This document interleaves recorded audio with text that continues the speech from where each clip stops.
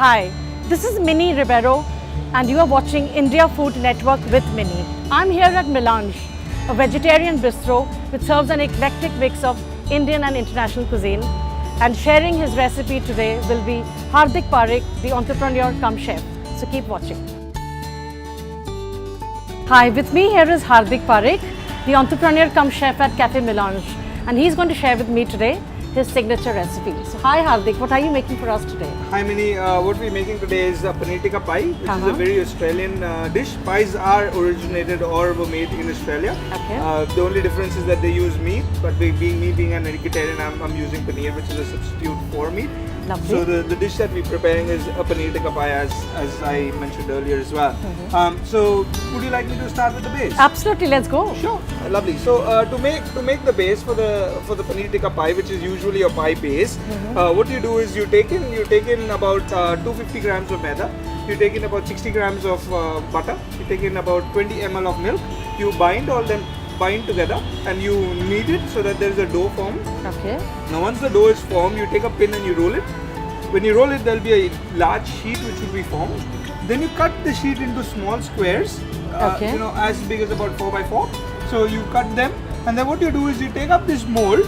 Very importantly, you take a little bit of butter and grease the mold so that the base does not stick to the mold. Okay. Once you've greased the mold, you take up the square sheet and you just place it on top of it, and you start pressing it from within so that the sheet settles down onto the mold, and you scrape out all the extra bits that are hanging out. That's how your base will be formulated. Hardik, I have a question here. What if somebody doesn't have this mold at home? What else could you use? Well, if you don't have a mold like this, you could use a normal ordinary vati or a katori. But just making sure that that is oven proof, because it might create problems if it is not oven proof, as in the material has to be oven proof. Right. In case if you do want to have molds like these, they're readily available either at Craft Market or any of the utensil shops. So even sourcing this out is not a problem. It's not very difficult. Okay. So that's how you do it. Once you do this, before you put the whole mold into the oven, very importantly, you take any heavy substitute, like you take rajma or you take any sort of pulses, and you pour it on top of the sheet. So you pour it on top of the sheet. What this helps in doing is that it will keep the sheet intact or stick to the mold, so that while baking it would not come out. Okay, I see. So that is the purpose of the rajma. Once this is done, you bake it in the oven for about 8 to 10 minutes at 180 degrees Celsius. Again, you keep checking onto the oven, because some ovens are really powerful and some ovens are not that powerful. So you keep checking. When the crust starts to have the brownish texture or the color, you stop baking it. So normally that's how you make your base. So the color is really what is going to tell us that the short crust pastry is now ready to be removed from the oven. Absolutely. Wonderful. Okay. What next? So moving on from the base, we'll go on to our filling, which is basically your Paneer Tikka. To make the Paneer Tikka, the most significant and important, of course, is the Tikka sauce. What we do for the Tikka sauce is we would need onions, we would need tomato, you need about half teaspoon of haldi, which is your turmeric powder. That's right. We'll need half teaspoon or a teaspoon of chilli powder, depending on how spicy or mild people like to eat. Okay. You'll also need a half teaspoon of coriander powder and a half teaspoon of garam masala. Along with garam masala. Interesting. Yep, garam masala, because it gives you a nice flavor to the That's filling. right. Yes. At the end, what you'll also put in is minced garlic. In there, and a hint of pepper just to add to the spice. Okay. You take all the ingredients together, you pan fry it. So you take a pan, you put a little bit of oil, and you mix all the ingredients together. You saute it together.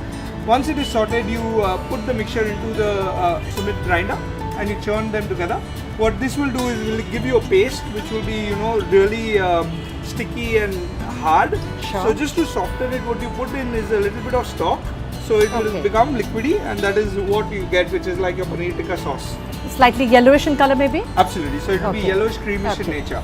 So that's how the sauce looks like. Okay. I have a question here, Hardik. Instead of paneer, what could be other vegetarian options, perhaps? Instead of paneer, the best option that works out is your potato. So you can either have your boiled, semi-boiled potatoes, and you can put it in there. You can also use vegetables like mushroom or your carrots, which which act really well as well. Mushrooms sound good. How would we use the mushrooms? So mushrooms, basically what you do is you slice them, but you slice them having at least 1 centimeter thickness. You don't cut it too thin, otherwise it'll again stick together, and you will not be able to see the flavor. And it will not be crunchy as well, because when you eat the pie, the mushroom will be so thin that you will not be able to feel the mushroom texture. Right, I agree with you. So that's how you do it. Then what you do is, just to make the filling, you take up a pan, you put in a little bit of oil, you put in garlic, and you put in the vegetables. So like for instance, what we are using today are the Paneer. bell peppers. And So bell peppers are the vegetables that we use. Absolutely. You put the bell peppers in. Once the bell peppers are cooked, you put in the paneer. Okay. Now, very important with the paneer is that the paneer tends to stick to the pan. Absolutely. So what you have to keep in mind is that you add a little bit of stock, like about a teaspoon of stock, so that the paneer does not stick to the pan. So this would obviously be vegetable stock? Absolutely, as in if you can use vegetable stock, or if you're making a meaty dish, you can go in for a chicken stock as well. So whatever is available at home. Once the paneer has got a brown coating over it, that is when the paneer is ready to go. So you add the tikka sauce to it. So you add about 2 tablespoons of tikka sauce. Okay. And let the tikka sauce cook with the paneer. Okay. You add in a little bit of cream to it just to create the thickness. Okay. So that will create the thickness on the sauce. Once that is done, the most important thing is that you have to make sure is, if you see the filling here, you see the oil separating from the filling? Yes. So that is when your filling is ready to go. Okay, so this is the right consistency basically. Absolutely. Okay. So that is what you have to make sure, that the oil separates from the filling. That's right. So that is basically your filling. So it's as simple as that. It's not rocket science, Mini, at all. Wonderful. Okay. So that paneer tikka looks really exciting. So let's see what's the next step. Great, lovely. Now what you do is, once your short crust base is ready, guys, and your paneer tikka is ready, you take up a spoon and you start filling into the pie. That looks delicious. Don't fill it too much as well, is because then there are chances that the short crust base might break. Just crack, okay. Yep. Okay. So that's how you fill it in. And the most interesting part over it is, sorry guys, I forgot to mention one more ingredient, which is a mashed potato, which goes on top of this mini. Mashed potato is basically made out of potatoes, of course. Yes. You boil the potatoes and you make a mash out of it. So you remove the skin, you make a mash out of it. You add in a little bit of butter, you add salt and pepper, and a little bit of milk, as in not even 1 teaspoon of milk, just a touch. To just blend it into a smooth paste, perhaps. Smooth paste, that's right. Wonderful. So and you blend it together, and that is what your mash is ready. Then what you do is, guys, again, this piping bag is readily available at any of the cake shops, so you can get one of the piping bags from there. In case if you don't have a piping bag, what you could do is you can just spoon the potato mash and place it over the pie and just give it a shape. So even that is okay. So we don't really need to have an icing bag. You can do it with the spoon as well. Absolutely. Great. I thought that's pretty much like how you ice a cake, actually. That's right, absolutely. That looks lovely. Yeah, thank you. So that's how you do it, and you just take up a spoon and you give it a slight touch from the side so that it has a nice roundish shape. Right. Does it need to be kind of puffed up, or does it need to be evenly spread? The thing is that the potato in nature would not puff up anymore. It would remain the same. So basically, you can even flat it. Okay. The only reason why we use a piping bag is because it gives these layers and the presentation looks much better than a filling. Nice. So that is the only purpose why we use bags. I see. Okay. Now what we'll do is, this pie is ready to go into the oven again to bake. So we'll put it in the oven for about a minute and a half.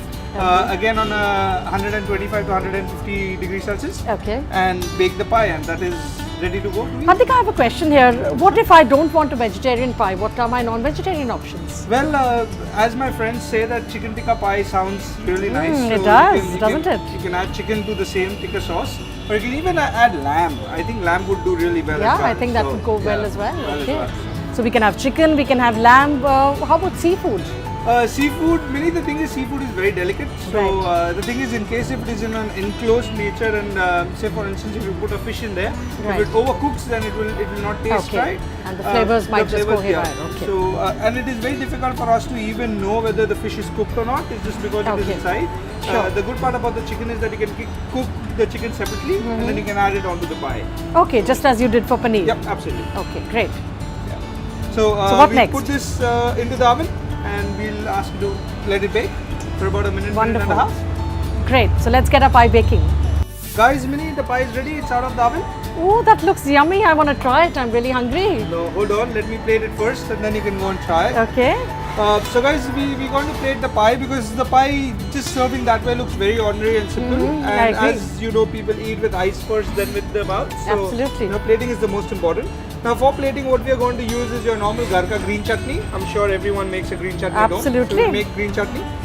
We'll use fries. These are basically McCain fries, 9 mm long. Okay. So you can use one of them as well. You'll get it at any of the supermarkets which are there. Absolutely. Along with that, we'll also use a Kachumbar, which is made out of your onion, tomato, and cucumber, which you make at home. Thoda chaat masala dal ke coriander powder. On a pie? Wow, that's interesting. Chaat masala and the coriander leaves. So let's start plating. Yep, let's have a look. So what you do is basically create a necklace, so like a pearl necklace. So you use, of course, a round plate, as you can see, and you create a pearl necklace with the chutney. See, that's how you do it. So you basically go along the rim. That looks pretty, doesn't it? So that's how you do it, Mini. That's very simple, guys. Okay, that really makes a difference, doesn't it? Then what you do is basically you take in your salad. Yeah. You take a little spoon of it and you start placing it in between the chutney. Oh, so you're alternating the chutney with the salad. That's right. Okay, great. Interesting. That looks so pretty. I may not just want to sort of spoil it, The reason why we do this, Mini, is that being Paneer Tikka an Indian flavor, the chutney and the salad goes really well. Okay, that brings out the flavors, I guess. True, and it gives you that Indian taste. Yeah, I like the bit about chaat masala being added to this. I never thought chaat masala would go with the pie, actually. So that's how you plate it, basically. Okay. And then, of course, you take in your pie and you put the pie in the center. Lovely. That's how it looks. Oh, that looks pretty as a picture, my God. And then what you do is you... some more potatoes. Some more potatoes, that's right. You put in a few fries. Okay. Now what you do with the fries is you make sure that the fries are standing, as in they are on a hilly format, so it looks more appealing. Let's keep a note of that. So, that's basically your plating. Ooh, that looks lovely. Can I try it now at least? Absolutely, go for it, Mini. I'm going to try a very small bit of this. I hope it's not too hot. Is it? Not, don't.